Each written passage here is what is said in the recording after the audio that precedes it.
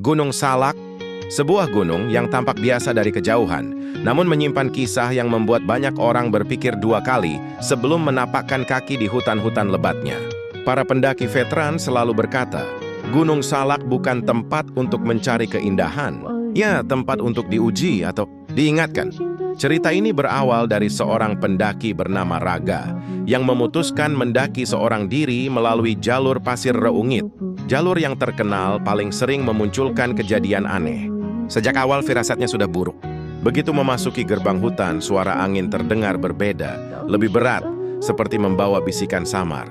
Di antara pepohonan tinggi yang memayungi jalan setapak, Raga merasa seolah sedang diawasi oleh ratusan mata yang tak terlihat. Namun dia tetap melangkah, menepis perasaan itu sebagai sugesti belaka. Sekitar 1 jam perjalanan, kompas Raga mulai bertingkah aneh. Jarumnya berputar ke segala arah. Ia coba menggunakan GPS di ponselnya, tapi sinyal hilang total, padahal di bawah masih ada bar sinyal yang lumayan kuat. Di Gunung Salak, fenomena seperti ini bukan hal baru. Banyak yang percaya bahwa di titik-titik tertentu ada sesuatu yang mengganggu arah, bukan hanya medan magnet, tapi penghuni lama gunung tersebut. Saat Raga berhenti untuk minum, ia mendengar suara seperti langkah kaki di belakangnya. Pelan, teratur, seolah ada seseorang sedang menyusul. Raga menoleh, tidak ada apa-apa. Ia kembali berjalan, namun kali ini suara itu terdengar lagi. Lebih jelas, seperti dedaunan diinjak oleh kaki manusia. Raga berhenti mendadak, dan untuk pertama kalinya ia merasakan hawa dingin yang merayap di belakang tengkuknya. Siapa di sana? Serunya. Tak ada jawaban. Hanya suara angin yang tiba-tiba terasa lebih dingin dari sebelumnya. Raga mencoba mengabaikannya dan mempercepat langkah. Tapi semakin cepat ia berjalan, semakin cepat pula suara langkah itu mengikutinya, seakan meniru ritmenya. Hingga akhirnya suara itu berhenti tepat di belakangnya. Terlalu dekat, Raga menelan ludah dan memberanikan diri menoleh. Tetap, tidak ada siapa-siapa, namun kali ini hutan terasa jauh lebih gelap.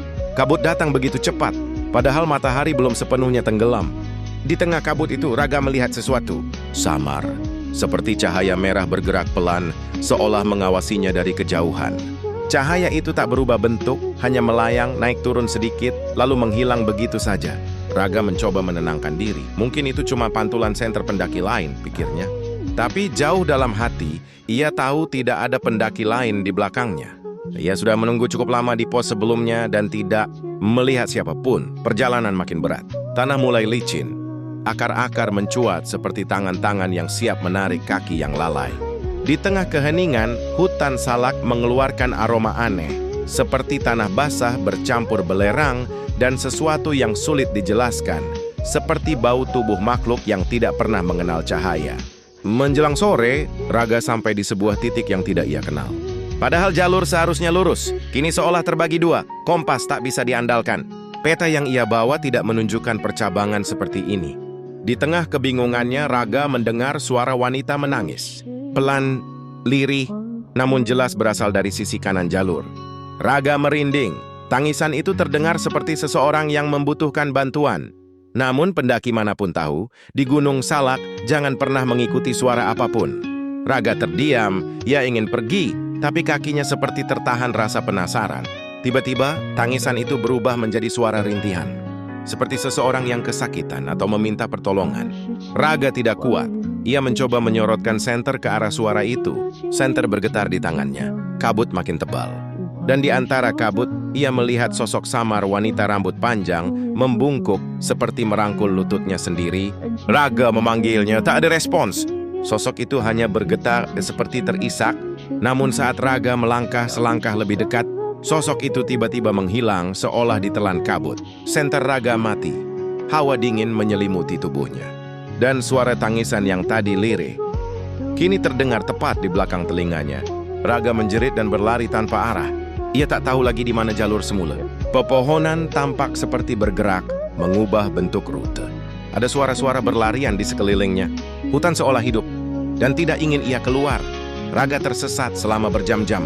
Hingga akhirnya ia melihat cahaya kecil, bukan merah seperti sebelumnya, tapi putih hangat seperti cahaya tenda. Ternyata itu pendaki lain yang sedang beristirahat. Mereka menemukan Raga dalam keadaan gemetar, wajah pucat, dan berkata bahwa ia datang dari arah yang seharusnya tidak mungkin ada jalur sama sekali.